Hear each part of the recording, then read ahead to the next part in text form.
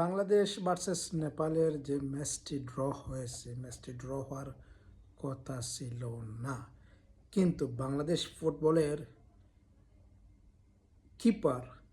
কিপারের জন্য ম্যাচটা ড্র হয়েছে। বারবার বাংলাদেশ তীরে এসে তরি ডুবায়। এর কারণ হচ্ছে বাংলাদেশ ফুটবলের সেই অনাকাঙ্ক্ষিত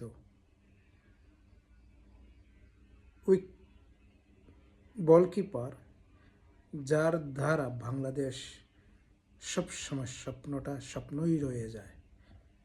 আমি বাংলাদেশ ফুটবল ফেডারেশনের মাননীয় সভাপতি কিংবা প্রধান কোচ কাবরেরাকে উদ্দেশ্য করে বলতে চাই, যতক্ষণ না পর্যন্ত বাংলাদেশ ফুটবল গোলকিপার ওনাকে যতক্ষণ না সরাচ্ছে টিম ম্যানেজমেন্ট, ততক্ষণ বাংলাদেশ এভাবে তরিয়ে ডুবাবে তীরে এসে। শুধু তার জন্য এই ম্যাচটা ড্র হয়েছে। না হয় হামজার সুন্দর পারফরমেন্সের আজকের জয়টা এমন হতো না। শুধু এই ফুটবল কিপারের জন্য বারবার আমাদের হারতে হচ্ছে।